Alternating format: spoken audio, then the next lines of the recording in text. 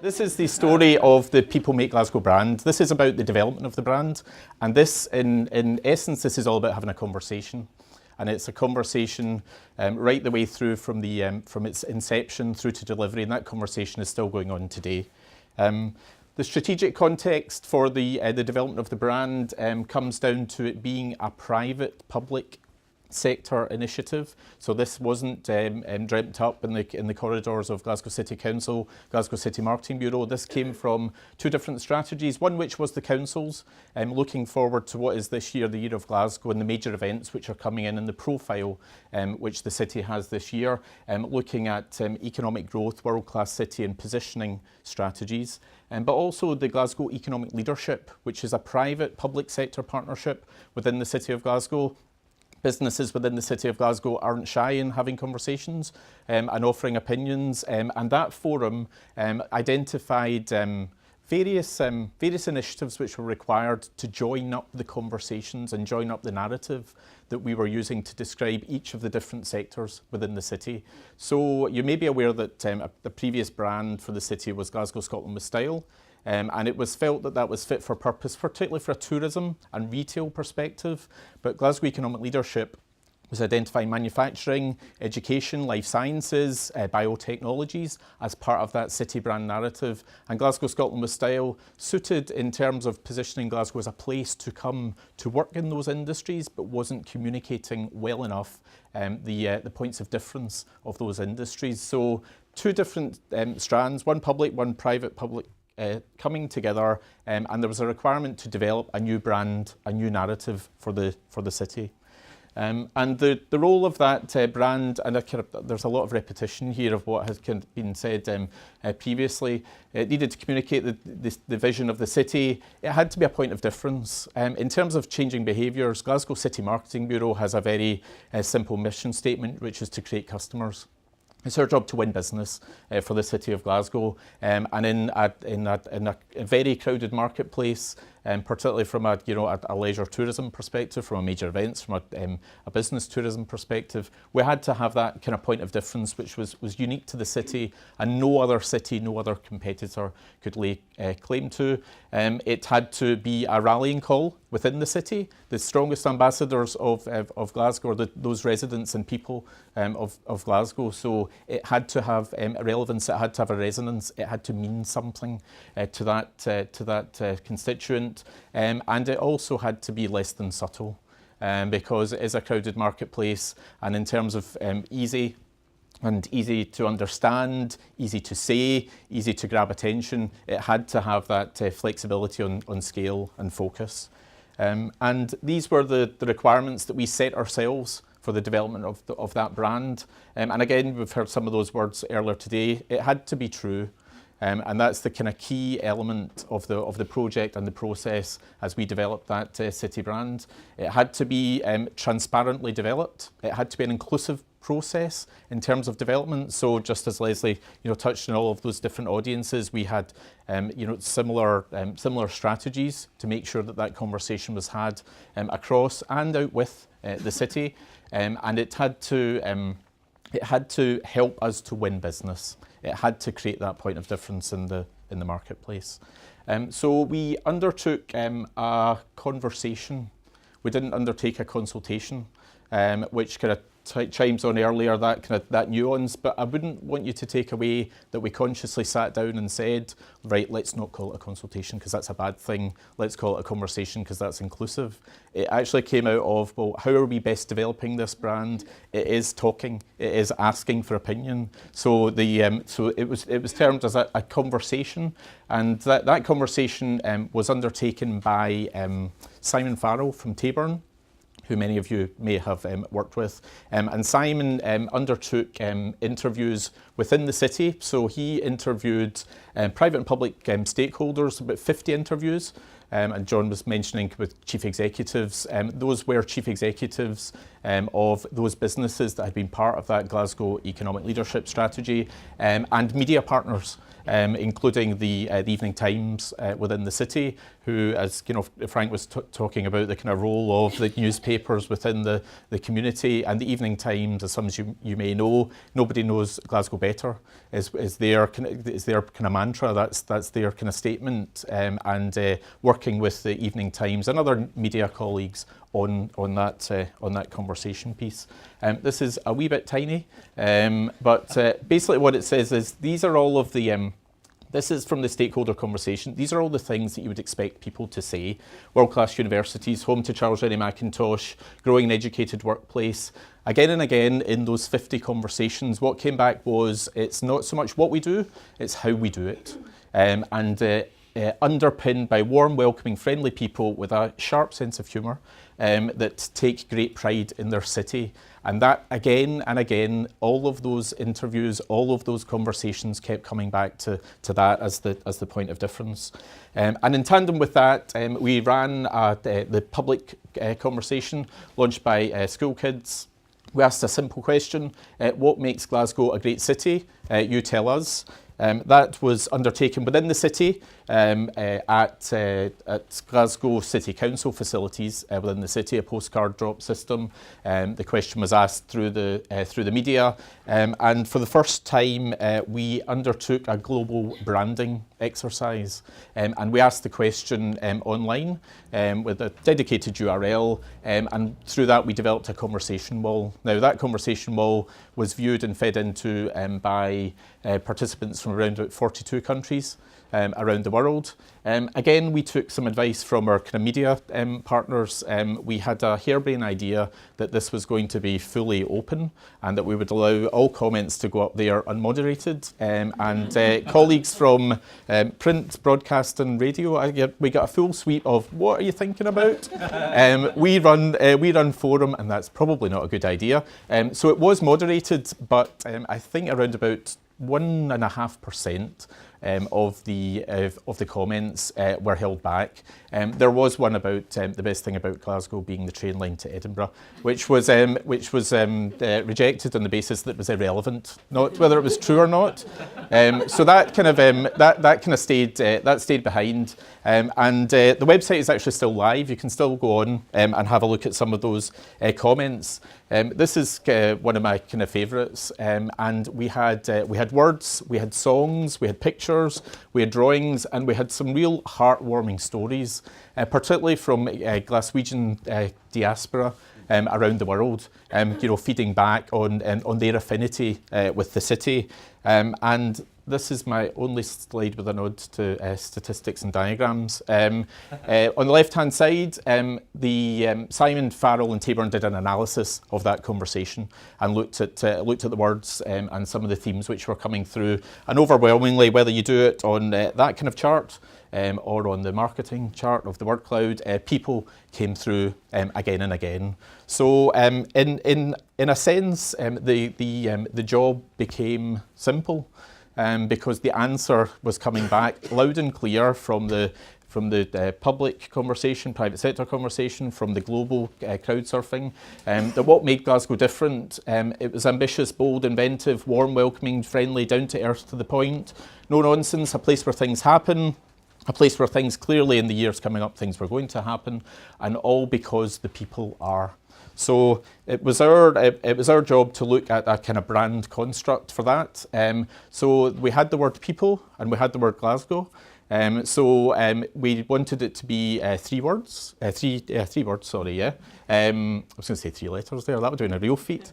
Three words, and crucially, you need to be able to say it. I need to be able to stand here and say to you, people make Glasgow. The people of Glasgow need to have pride and be able to say it and be able to communicate it. So it needed to be simple. And people make Glasgow was the brand positioning that we adopted. You'll see the colour palette in terms of ease, in terms of focus, in terms of how we constructed the brand. There's a vibrancy around that colour, there's standout around that colour, there's warmth, there's energy which derives from that colour. So we then looked at, well, people make Glasgow what? What can we do to extend this brand. So what we have got is a series of what are technically called extender words, and it's real, smart, home, creative and bright, all of which have an emotional resonance, and all of which, the very small type here, this all ties back to the What Makes Glasgow Great website. So they're all words that came from that conversation. So they're all tied in truth and authenticity. Again, we have not made up any of these words or any of these concepts. This is some of the advertising that we launched the campaign with. A kind of key point on the conversation piece was the call to action is let's. So let's do something. So keeping that conversation, keeping that engagement, keeping that dialogue going. So this is People Make Glasgow Creative, let's innovate, and People Make Glasgow Home, let Glasgow flourish. Talking about advertising and us being a wee bit risk averse in terms of our advertising. When this photography comes in, the initial reaction to that is, oh no, he's leaning out a window, he might fall. We've invested a lot in next generation lighting in Glasgow. That doesn't look as if it's a good light. There's, what's that lightning conductor doing? He's awful close to it, something might happen. That is genuinely, these are all the kind of considerations that, we get paid to, dream up. And we chilled a bit. This was a real photo of a real person in Glasgow, and that has kind of then driven through the creative process. That's the Evening Times on the left-hand side. They were involved in the development of the kind of city brand, and as Frank said, they didn't run ahead of the process. Their engagement as we developed it was to ask their readers what makes Glasgow great, and then to question their readers about the relevance of that brand. And then there's just some examples here of the brand being used by the press. This is tourism publications, and they're actually using the brand and making reference to the slogan, to the brand, to the city's positioning. Which I think when that starts to appear in that context within that type of publication and that level of coverage is is extremely kind of positive. We also, as kind of Leslie has focused on the people behind the kind of the trams, we focus exclusively now on the people who make Glasgow. So we've got a series of features which run across our digital platforms and broadcast platforms describing My Glasgow. When we're making bids, so our job is to win business for the City of Glasgow. When we're making bids, it's kind of tradition for cities when they're making bids that letter of invitation, that letter of welcome comes from the civic leadership or or an official. This is the first bid which was launched after the brand was developed for the World Down Syndrome Conference, and it's Andrew and Sam Stewart that are inviting you to come to Glasgow for the conference. They're inviting you to come to the city.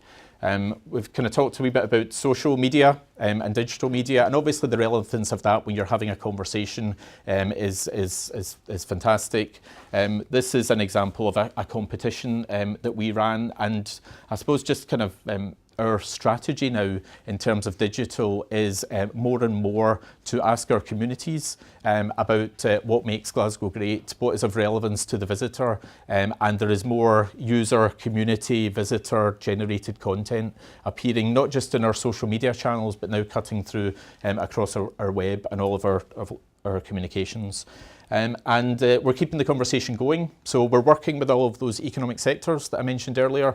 This is an example of that initiative with the higher and further education sector within the City of Glasgow. So rather than us parachute People Make Glasgow something onto that sector, what extender word, what call to action is relevant there? And again, we use the same technique of an online survey which was completed by 1,500 alumni all around the world. We had kind of marketing workshops, and if we had sat in Glasgow City Marketing Bureau, we'd have come up with something terribly clever like People Make Glasgow Bright, and we'd have been quite happy with ourselves. The overwhelming response which came back from all of that survey work was People Make Glasgow Home was most relevant if you were choosing to come to study in Glasgow, to spend time in Glasgow, and then to stay on in Glasgow after your study. So that's one of the extender words which has been adopted and shows the value of continuing that conversation as we implement the brand. again, I'm contractually obliged to mention the Commonwealth Games. I bet you didn't think it would take me this long. This is Clyde. Down at the International Broadcast Centre during the Commonwealth Games. We worked extremely closely with colleagues from Visit Scotland and Visit Britain and all of our media communications throughout the Games. We produced broadcast guides, we set up fixed camera positions, we had a space down at the International Broadcast Centre, we had a destination media centre that we ran with Visit Scotland and Visit Britain in St Enoch's Square. We made sure that we were those media that were coming to the city, that we were their best friend, and we facilitated their journey throughout the city. And what has resulted from that is, here's some examples of coverage from across the world, some referencing People Make Glasgow explicitly in New Zealand and Jamaica, some talking in terms of opinion pieces. Kevin McKenna in The Observer talking about the people of Glasgow and what the strength of the people of Glasgow as an asset, and also in The Scotsman referencing the physical application of that brand, People Make Glasgow, in the city. And probably the Games, in terms of harnessing the opportunity for the Games, it's probably best summed up by Prince Imran of Malaysia, who, as well as saying pure dead brilliant, talked about the Commonwealth Games being known as the friendly Games and being the people's Games. So there was an absolute synergy between the values of the Commonwealth Games and the city brand. Again, that was a partnership to deliver all of this activity, not just with Visit Scotland and Visit Britain, but also with the organising committee. So David Grevenberg, Martin Reynolds, Gordon Arthur, within that organising committee, we worked with over the course of about 5 years on all of our communications relating to the Commonwealth Games. You don't get to see it often, but it's also branding by royal appointment. So when the Duke of Cambridge came to Glasgow for his surprise party, he referenced the People Make Glasgow slogan, referencing that it was written all over the city, and that got a great pick-up for us as well. And this is actually a shot from the very opening scene of the BBC's coverage of the Commonwealth Games. So I was out at an operations centre in London Road, not far from kind of Celtic Park during the ceremony. My colleague Graham, who's here, was in the offices of Glasgow City Martin Bureau, and when the titles rolled and the helicopter shot panned down on People Make Glasgow sign, and Gary Lineker said, "Welcome to the city of great people and to the friendly Games." I have to confess, I phoned Graham and shouted down the phone, and it didn't really matter what Usain Bolt did after that. The kind of tone was set, and there's a great video online. I think it's hosted in the Daily Record website of Claire Balding, who fronted a lot of the BBC coverage. It's a good bit. Who fronted a lot of the BBC coverage, and she is filmed down at a BBC media event down at the Quay, and it's a wee bit of an impromptu question to her about the Games, and she says, "Well, we all know that People Make Glasgow." Now, A, she said it, B, when she said it, everyone cheered, so they kind of recognised that it was true, and C, it got great coverage across social media. So that was our kind of Commonwealth Games, and the opportunity and timeliness of the Commonwealth Games was obviously kind of crucial in terms of the brand development. In terms of some measurement, we're quite young. It's only a year old. We're looking at various measurements across different metrics across all of these different sectors. 93% of Glasgow residents are aware the city's brand is People Make Glasgow. 90% of residents agree, and actually 93% of visitors to Glasgow agree that People Make Glasgow. These were surveys that were done during the Commonwealth Games. So People Make Glasgow, the kind of city's brand. I think picking up on the penalty analogy, I don't know if we shot left or right. I think what we did was we ran up and we gave it a blooming good thump. And whether the goalkeeper was in the way or not didn't really matter. I think what mattered was that we had the conviction and the truth behind it when we were running up. And I think if there was one thing to take away from the whole lesson was that it's good to have a conversation, it's good to have positive stories, and if you're open and honest and transparent and truthful and inclusive, then the end result is that you go a whole lot further than if you hadn't taken that approach. So that's us.